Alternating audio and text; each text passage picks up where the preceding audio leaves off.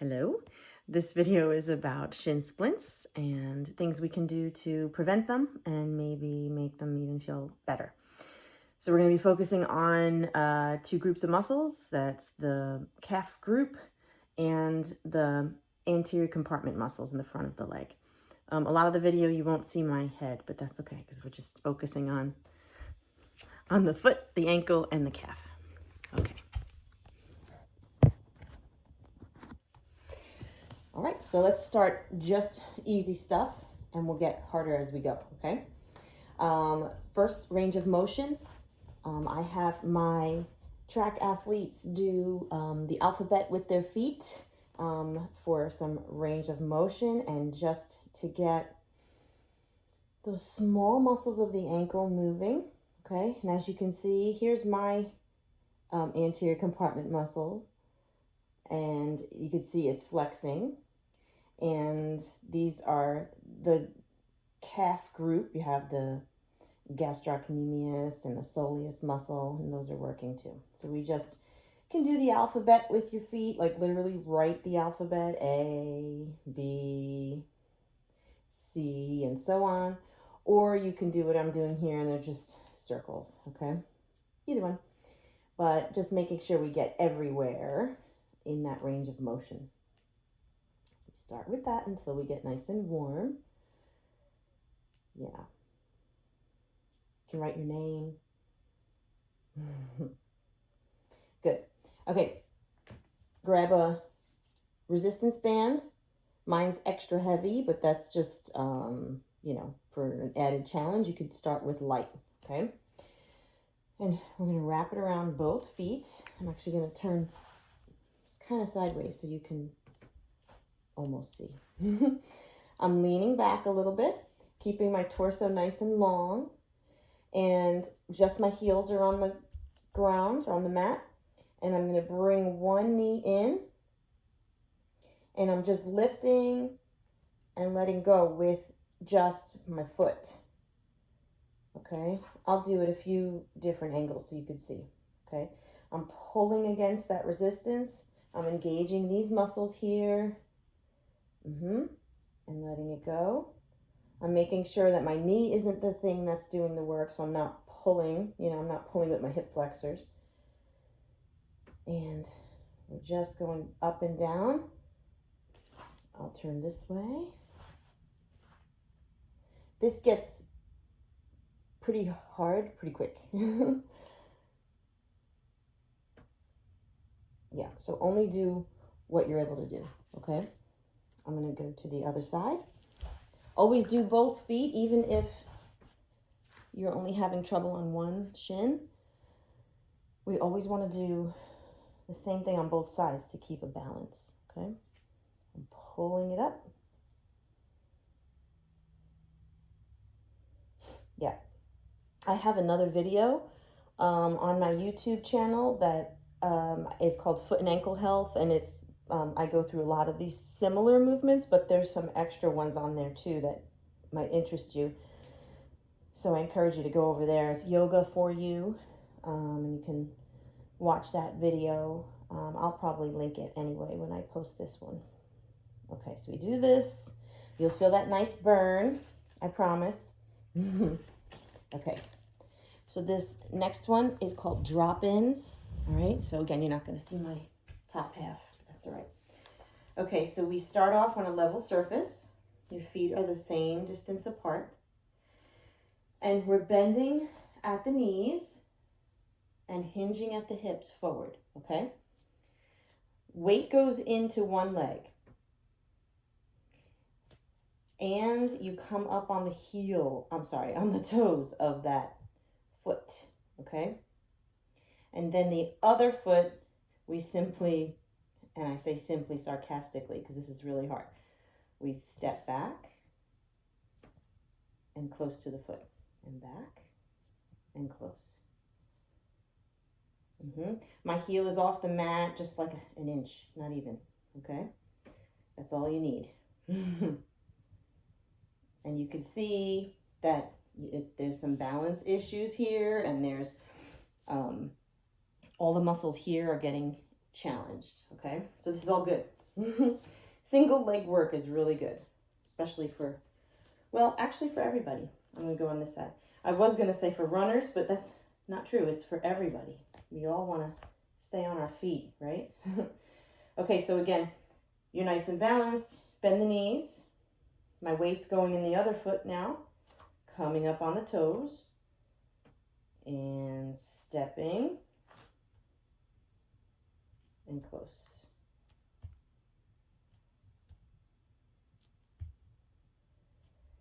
Yeah, this is super hard. At least for me it is. But it's so good. Keep your weight forward. Okay. I'm not going to say how many to do because that's up to you and your coach or your trainer or whoever, but these are really great, great exercises. You don't have to do that many to feel it.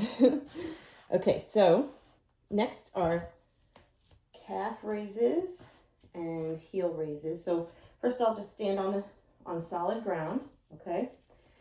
Both feet even, my weight is even. And I'm just gonna come up on my toes. And try to stay there for a few seconds. And on the way down, I'm gonna control this super slow. Yeah. Doing these barefoot makes it harder, which is what we want. Yeah, so then I'm rocking back up onto my toes, way up. Everything slow and controlled.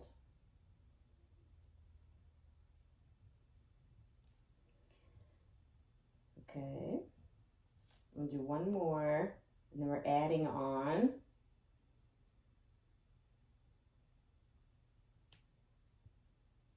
Yeah, when you come down, we're gonna shift our weight so that the toes come up.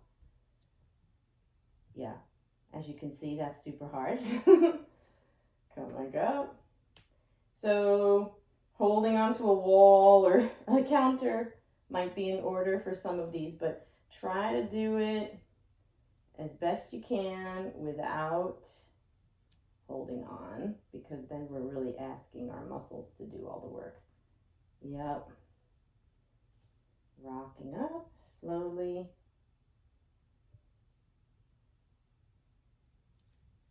Do another one. That's so hard. Okay, grab a yoga block. Both feet on the block. Okay, of course, this could also be just a step in your house if you don't have a yoga block, but I'm using a yoga block because it's a little squishy and that makes it more challenging. So if you have access to one, feel free. I'm scooting my heels off the edge. I hope you could see that. And my weight is in the front part of my foot. And I'm going to come up again.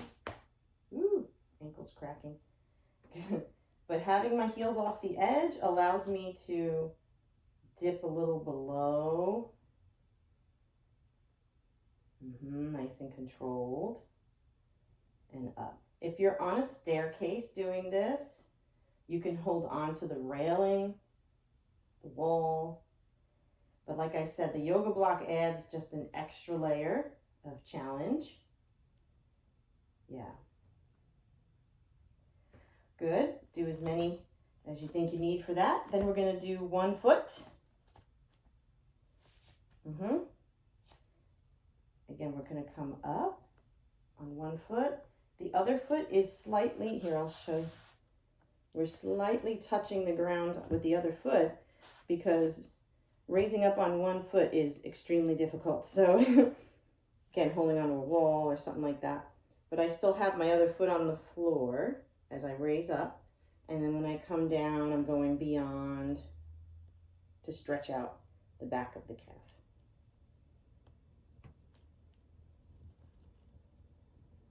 Good.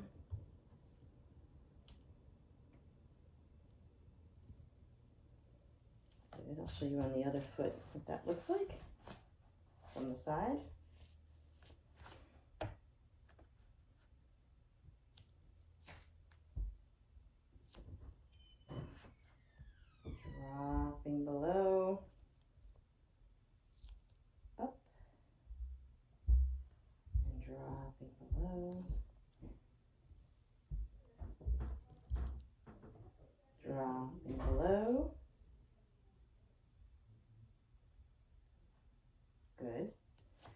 Okay, let's see what's next.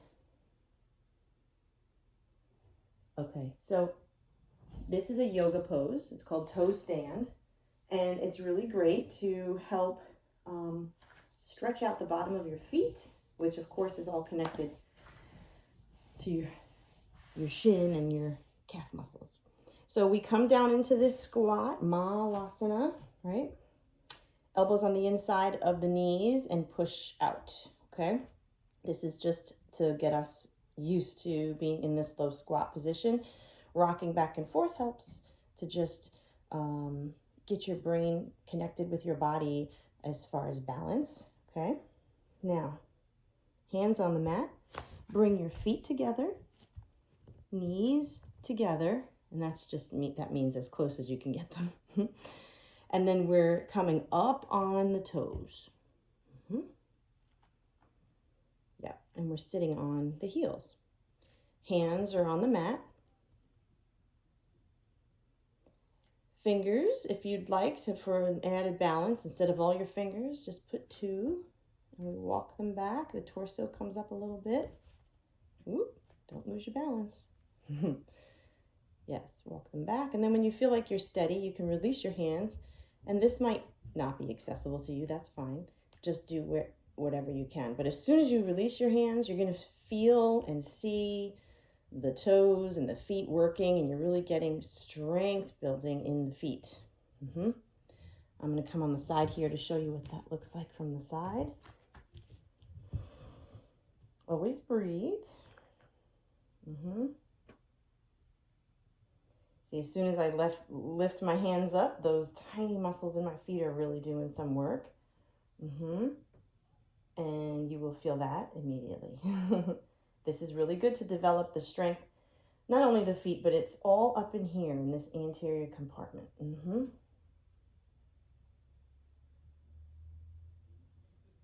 Good. Okay. Awesome. Let's see what's next. Okay, let's get your band again. We want to strengthen this area on the side of our leg, okay? And on the inside of our leg, okay?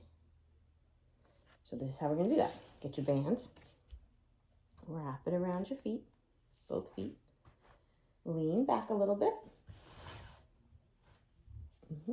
Nice and long in the torso.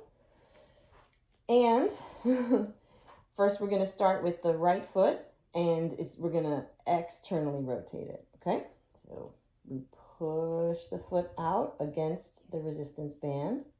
And even here you can see these muscles are getting challenged. Do that a few times. I'll show you from different angles. Okay, this.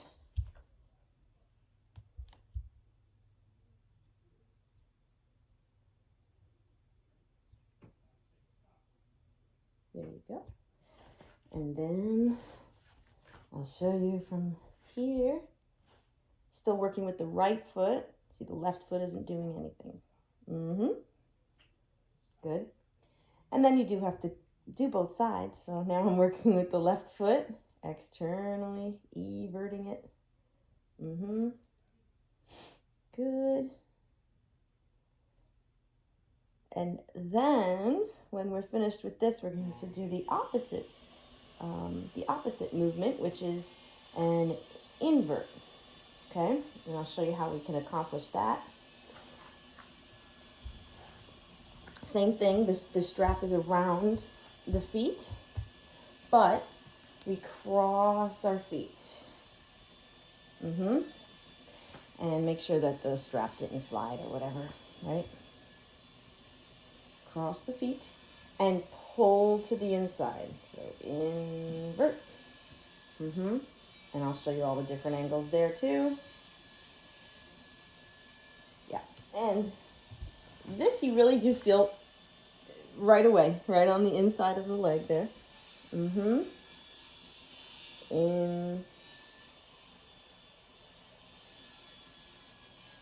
And you can even see here, this is engaging. These are, muscle here is engaging. And that's what we want. Good. Uncross and then cross the left foot over. Same thing.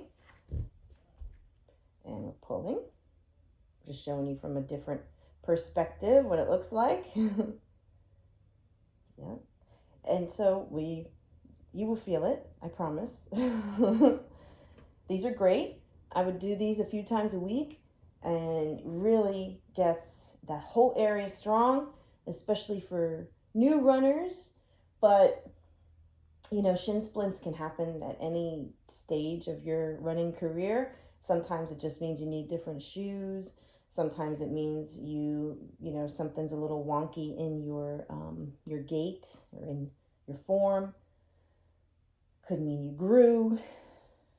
Lots of things. But you want to keep that whole bottom half of your leg strong so that it doesn't happen. Okay? What's after that? Ooh. Okay. So some people find this helpful and some people find this very painful. So I hope you don't find it painful. Don't do it if it hurts. So we're sitting on top of our feet, okay? The tops of our feet are on the mat, on the ground. Yes, we're just sitting. Nice long torso, okay? If you feel like this is enough of a stretch for you, for the tops of your feet, then feel free to stay right here. But if you want a little bit more, we're going to lean back with the fingertips pointing down towards your knees. And then we're lifting up the knees. So we're really stretching the front of our shin, stretching the tops of our feet. And you could bring up the knees as high as you like. I have very flexible feet, so maybe I'm not a good model for this if you don't have flexible feet, but you get the idea. Good, and breathe. Awesome. Okay, we do that a few times. Let's see what else. All right, so now I'm going to show you 2 stretches and 1 really hard exercise. Okay. So the first one is gorilla.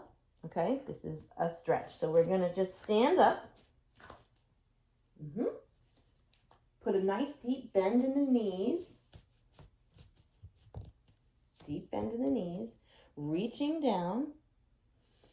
And lift up one foot. Slide your hand under. Lift up the other foot. Slide your hand under. Nice bend in the knees. Hang your head. Relax the shoulders. And we're just going to sort of melt into this to start. And then as you feel comfortable, begin to lift the hips up and straighten out the legs. Yeah. When you do this, you're going to feel a nice stretch in the back of your legs, including your calves. Having your feet up a little bit like this really does target that lower leg. Okay, so we're just going to melt into that.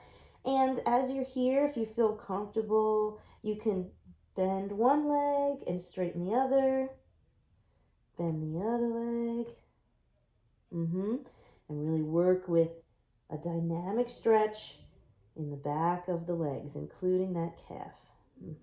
This is called gorilla. There it is. I actually really like this stretch because it really targets the back of my leg. Good. Okay. Take those hands out and then a deep bend in your knees and slowly roll yourself up. Good. All right. This is the stretch.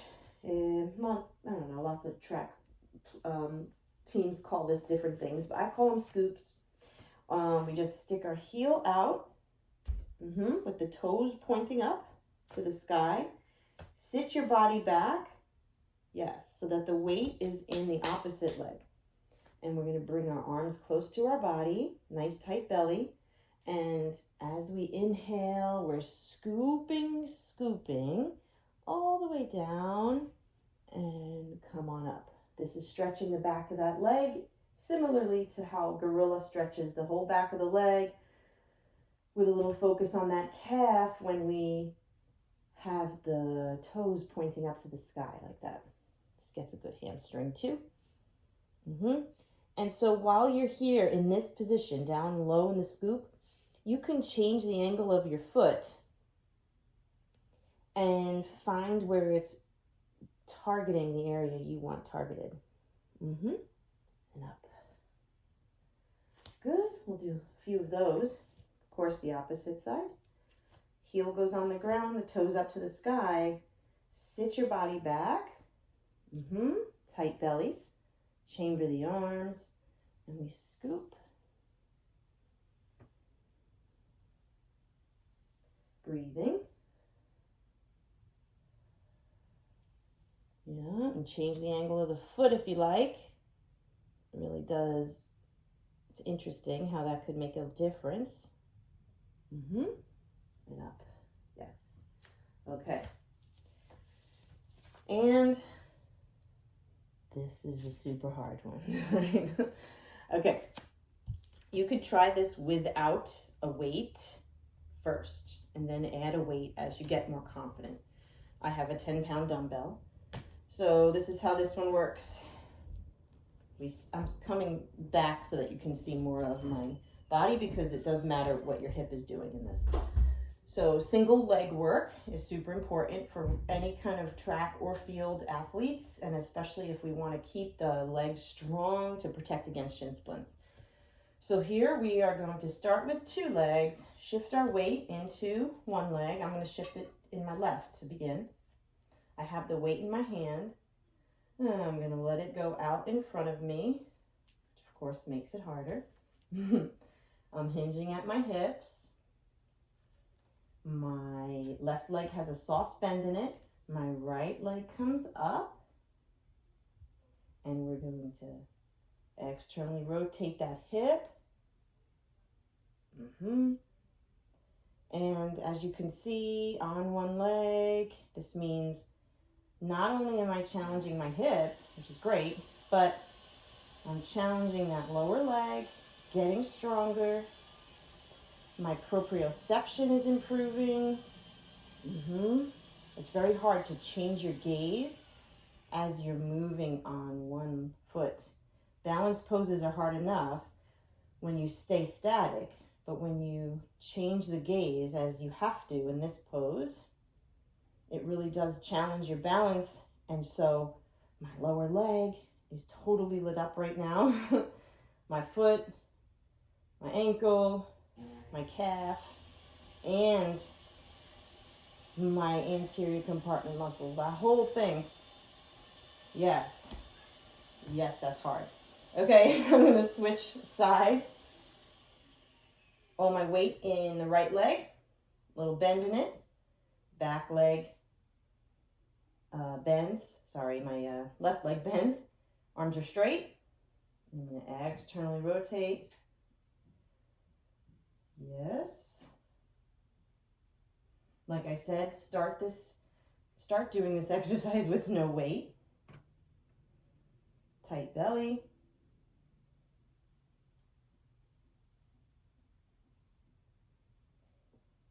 Yes.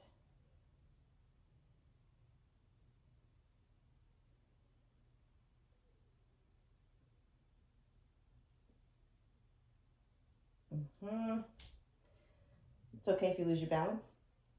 Just reset. No problem. I don't know if you can hear it, but my husband and kids are using some kind of saw outside. So it's, of course, right now when I'm filming something. But I hope you can still see what I'm trying to show you. Okay. So I think that was all of the things I wanted to show you. Let's see, we did all that. All right. One more that I like because it really does target my calf. And you start in staff pose, nice tight belly. Make a figure 4 with 1 leg. place it on the other. Inhale, arms come up, and we hinge from the hips as we come forward. The extended leg has the toes pointing up to the sky. And so the goal here isn't to come down to the knee, okay? It's long. We're looking for length. And as we find length, my whole calf muscle is very stretched here, okay? So we're just finding length, length, length. Good. Just breathe here for a second.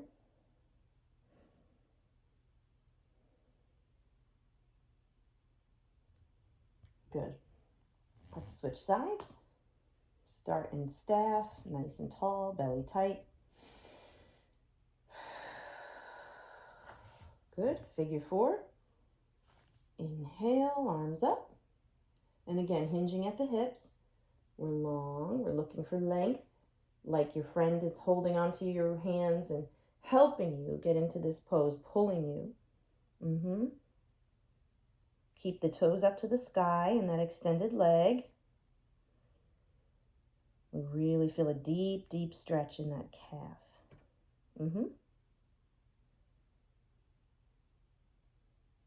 Good.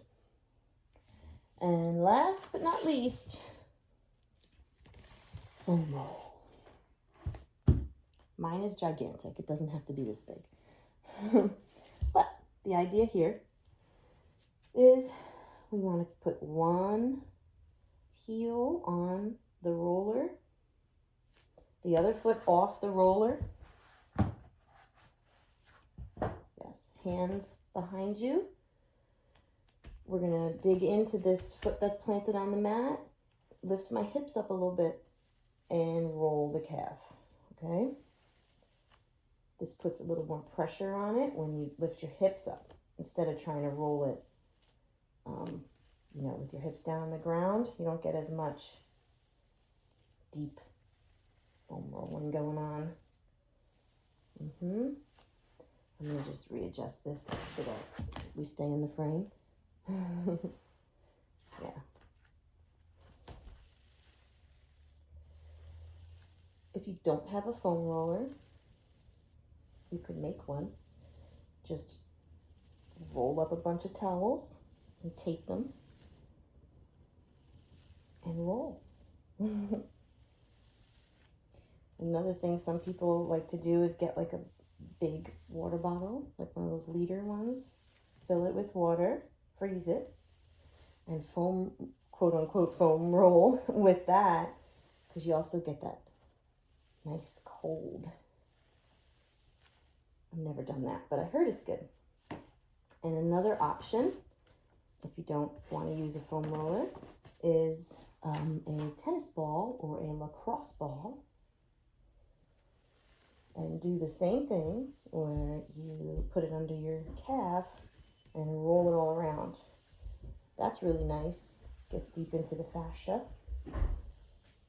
I've done that. That feels good. But for me, because I'm pretty clumsy, just having the actual foam roller is best for me. Sometimes when I use the lacrosse ball or the tennis ball, it shoots out from under my leg. So this is what I use when I'm home. Good. Foam rolling can also happen on the front of your leg, on your shin. And so we get on our hands and knees, put the knees up on the foam roller, both knees, and we bring it in and out. And you can, rotate your legs around so you're getting on the muscles, okay? If this causes pain, like on your shin bone, don't do it. But if you can get it targeted on the actual muscle, and that might feel good. Okay, I think that's what I got. Head over to my channel, Yoga For You, like and subscribe it. Watch the other video about foot and ankle health, and hope you have a great day. God bless you.